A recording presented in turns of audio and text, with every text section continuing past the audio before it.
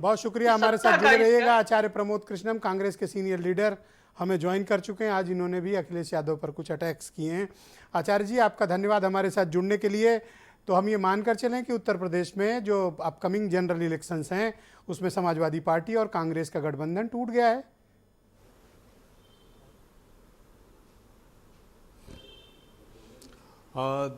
देखिए ब्रजेश जी, ये बात कहना अभी जल्दबाजी होगी कि गठबंधन टूट गया है, क्योंकि गठबंधन सिर्फ समाजवादी पार्टी और कांग्रेस पार्टी का होता तो शायद उस पर ये बात कही जा सकती थी। लेकिन गठबंधन में कांग्रेस, समाजवादी पार्टी के साथ साथ और भी बहुत सी ऐसी पार्टियां हैं जो कांग्रेस से भी जिनके रिश्ते बहुत अच्छे हैं, समाजवादी पार्टी से भी बहुत अच्छे रिश्ते हैं। विषय ये नहीं है, विषय ये है कि जो हो रहा है वो क्या उचित है, ये एक सवाल पैदा होता है। और ये सवाल गठबंधन में तमाम जितनी पार्टियां हैं उन सबको सोचना पड़ेगा कि जब हम किसी बड़े लक्ष्य को प्राप्त करने के लिए चलते हैं तो हमें छोटे छोटे स्वार्थों को भूलना पड़ता है और भूलना चाहिए। समाजवादी पार्टी के राष्ट्रीय अध्यक्ष हमारे अखिलेश यादव जी बहुत ही बड़े नेता हैं और बहुत ही उनका एक राजनीतिक पारिवारिक विरासत से उनका रिश्ता है और उसके वो अलंबरदार भी हैं और उसके वारिस भी हैं। तो उन्हें जिस तरह उन्होंने टिप्पणी की उत्तर प्रदेश कांग्रेस के अध्यक्ष को लेके, वो टिप्पणी मुझे नहीं लगता कि उचित है और किसी को भी उचित नहीं लगेगी। कोई हमें आपको कह दे कि ये कौन चिरकुट नेता है, भाई राजनीति करने का सबको अधिकार है। मान लीजिएगा हमारे प्रदेश अध्यक्ष अजय राय हैं, कांग्रेस पार्टी के अध्यक्ष हैं, वो मुख्यमंत्री नहीं बने हैं या वो मुख्यमंत्री उनके परिवार में कोई नहीं बना है तो वो चिरकुट थोड़ी हो सकते हैं। तो ये समझना पड़ेगा। 1.5 महीने से अखिलेश यादव और समाजवादी पार्टी को यूपीसीसी के प्रेसिडेंट लगातार चिढ़ाने वाले बयान दे रहे हैं और ऐसे बयान दे रहे हैं कि जैसे वो बीजेपी से मिले हुए हैं। और आज तो उन्होंने ओपन स्टेटमेंट भी दे दिया कि जिसने पिता की इज्जत नहीं की हुई तो हमारी इज्जत क्या करेगा। और अखिलेश यादव बीजेपी से मिले हुए हैं। जब कांग्रेस का अध्यक्ष ये बात कहता है तब तो हम ऑफिशियली ये बात मान लें कि ये कांग्रेस का स्टैंड है। देखिए, उत्तर प्रदेश कांग्रेस कमेटी के अध्यक्ष ने ये कहा है कि जिसने अपने पिता की इज्जत नहीं की वो हमारी क्या करेगा। तो मैं उनके इस बयान से मैं खुद सहमत नहीं हूँ। व्यक्तिगत टिप्पणी करने का राजनीति में कोई किसी को अधिकार नहीं है। अखिलेश जी के विषय में अगर व्यक्तिगत टिप्पणी हमारे किसी नेता ने की है तो उसका भी मैं समर्थन नहीं करता। लेकिन उत्तर प्रदेश कांग्रेस कमेटी का अध्यक्ष और कांग्रेस का नेतृत्व दोनों अलग अलग विषय हैं। उत्तर प्रदेश कांग्रेस के अध्यक्ष कांग्रेस के शीर्ष नेतृत्व के प्रतिनिधि माने जा सकते हैं, लेकिन अखिलेश यादव तो स्वयं सुप्रीमो हैं। वो समाजवादी पार्टी के, अपनी पार्टी के राष्ट्रीय अध्यक्ष हैं।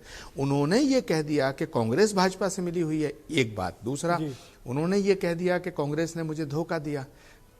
और उनके तमाम पार्टी के जितने प्रवक्ताओं के मैं ट्वीट्स देख रहा हूं अभी समाजवादी पार्टी के नेताओं के, तो वो किसी को बख्श ही नहीं रहे। वो सब पे इतने हमले कर रहे हैं। वो कह रहे हैं आप रायबरेली लड़के देखो, कोई कह रहा अमेठी लड़के देखो, कोई कह रहा हवा निकाल देंगे, कोई कह रहा तुम्हारी हैसियत क्या है, कोई कह रहा तुम्हारी औकात क्या है। तो भाई मैं एक बात बताना चाहता हूं ब्रजेश जी, नाराज तो होंगे ना। अरे भाई एक बात सुनिए, उन्होंने कौन सी कसर छोड़ी। अगर मान लीजिएगा मध्य प्रदेश में उनकी शिकायत कमलनाथ जी से थी, ये दिग्विजय सिंह जी से थी, तो खड़गे जी से बात कर सकते थे, सोनिया जी से बात कर सकते थे, राहुल गांधी जी से भी बात कर सकते थे, प्रियंका गांधी जी, सबसे उनके निजी रिश्ते हैं। मैं जहां तक समझता हूं, लेकिन उनका कहना है कि बात का अवसर ही नहीं दिया गया। 1 बजे रात तक इंतजार कराया गया, विस्फोट कर दिया। और मॉर्निंग में जो लिस्ट आई तो उसमें उनको एक सीट भी नहीं दी गई, बात करने का अवसर ही नहीं मिला। अरे साहब, उस लिस्ट जारी होने के बाद भी नाम परिवर्तित होते हैं, पुनर्विचार होता है। अभी कोई पहाड़ आसमान नहीं टूट गया था महाराज। आचार्य जी, क्या आप चाहते हैं कि कोई पार्टी आपके सामने कटोरा लेके आए तो आप बख्शीश में उसकी तोमड़ी में कुछ डाल दें? नहीं, मैं बिल्कुल ये नहीं चाहता। लेकिन मैं ये भी नहीं चाहता कि कोई कांग्रेस को हैसियत बताए, उसके वजूद की बात करे, उसे धमकाने की बात करे। अरे भाई आप ये सोचिए ना कि हम ठीक है, हम लोग उत्तर प्रदेश कांग्रेस में, उत्तर प्रदेश में जितने चुनाव हुए हम हारते चले आ रहे हैं, लेकिन कांग्रेस फिर भी हारने के बाद, और कांग्रेस इन संकटों के दौर से गुजर रही है, लेकिन कांग्रेस आज भी देश के कई राज्यों में सरकार है। अभी हमने हिमाचल छीना है बीजेपी से, हमने कर्नाटक छीना है, हम मध्य प्रदेश छीनने जा रहे हैं, हम राजस्थान में बराबर की फाइट कर रहे हैं। बीजेपी से है या फिर समाजवादी पार्टी से, क्योंकि आपकी पार्टी का जो प्रादेशिक संगठन है ये फैसला वो समाजवादी पार्टी पर ज्यादा हमलावर है। देखिए, ये चिंतन और चिंता का विषय है, चिंतन का विषय भी है, चिंता का विषय भी है, लेकिन दोनों हाथ से ही ताली बजती है। मैं फिर कहना चाहता हूँ, मैं समाजवादी पार्टी के शीर्ष नेतृत्व से ये अपेक्षा भी करता हूँ और ये आग्रह भी करता हूँ कि इस शीत युद्ध को, द्वंद्व युद्ध को, इसको बम्बारमेंट बनने से रोकें, इसको मिसाइल दागना छोड़ें, और ये क्योंकि इससे फायदा नहीं होने वाला है। जहां तक सवाल है कांग्रेस पार्टी को मेरे पास आ गया है, आपने नेता खुद ट्वीट एक कर रहे ट्वीट किया है वजूद बताने सुबह 10:15 पर आपने स्वयं किया है, कहा ये तो पार्टी के नेतृत्व की सरासर तौहीन है। ऐसे गठबंधन कितने दिन चल पाएगा कि अखिलेश यादव हमारे प्रदेश अध्यक्ष को चिरकुट कह रहे हैं, जिनको हम माननीय कहते हैं।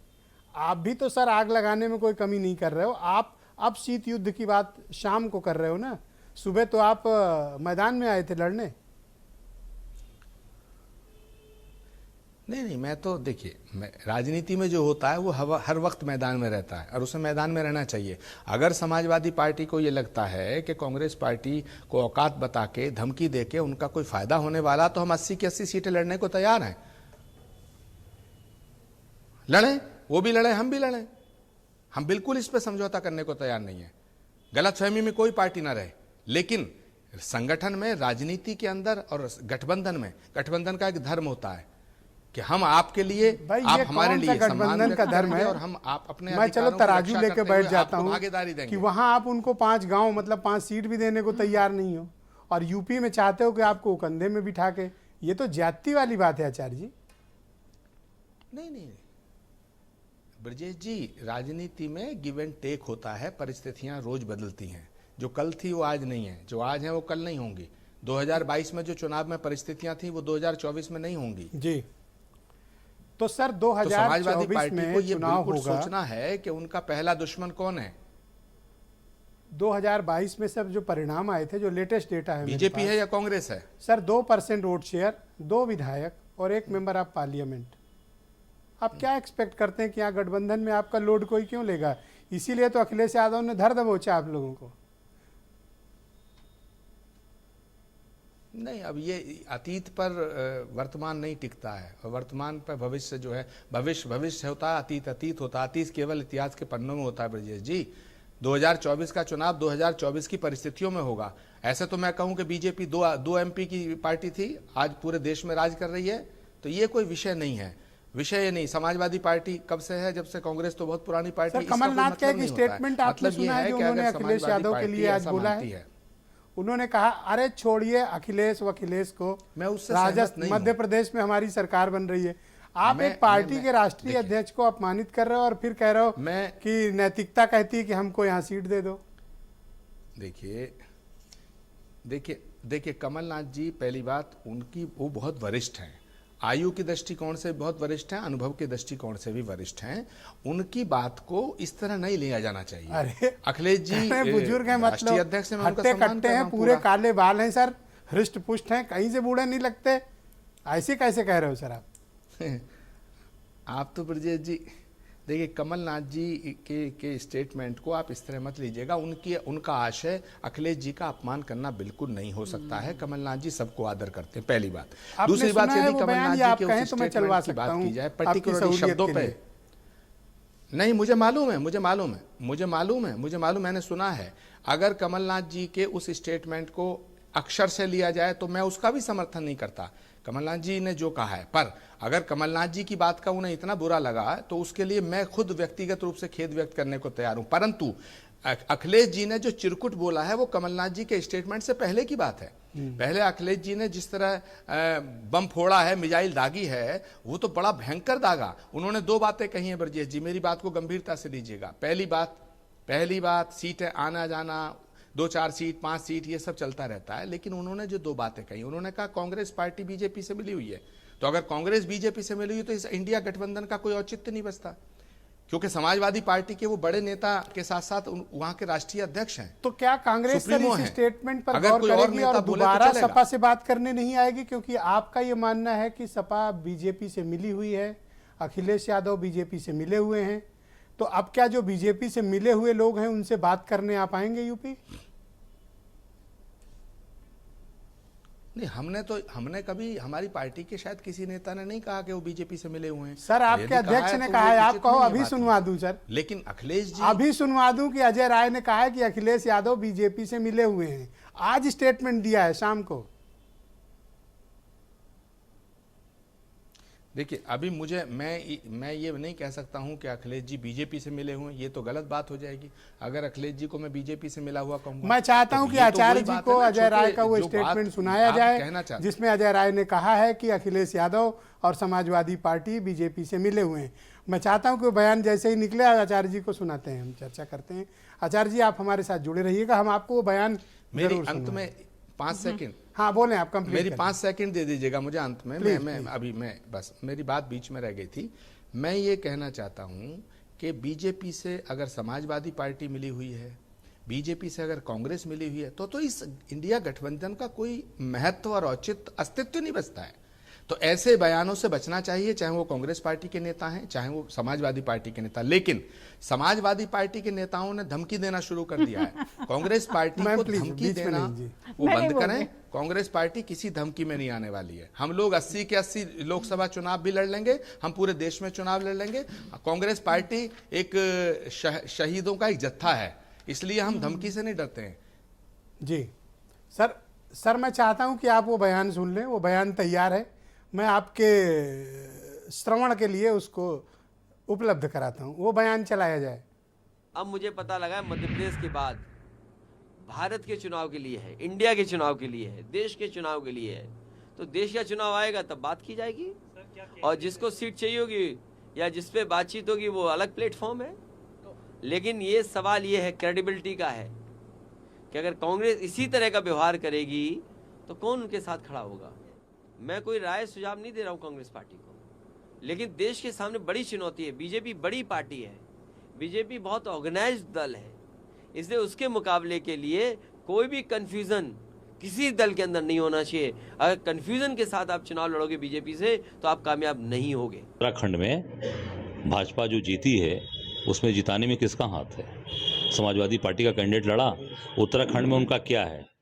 उत्तराखंड में कुछ कहीं पर भी स्टैंड करते हैं? जो उनका कैंडिडेट लड़ा था वो 637 वोट पाया था, वहाँ उन्होंने अपना कैंडिडेट लड़ाकर भारतीय जनता पार्टी की मदद की। ये सीधे सीधे भारतीय जनता पार्टी से अगर कोई मिला है तो वो समाजवादी पार्टी और अखिलेश यादव मिले। उत्तराखंड में भाजपा जो जीती है उसमें जिताने में किसका हाथ है? समाजवादी पार्टी का कैंडिडेट लड़ा, उत्तराखंड में उनका क्या है? उत्तराखंड में कुछ कहीं पर भी स्टैंड करते हैं? जो उनका कैंडिडेट लड़ा था वो 637 वोट पाया था। आचार्य जी मैं उम्मीद करता हूं कि आपने बयान सुन लिया होगा।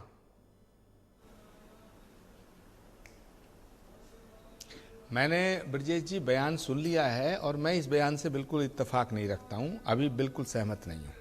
थैंक यू आचार्य जी हमारे साथ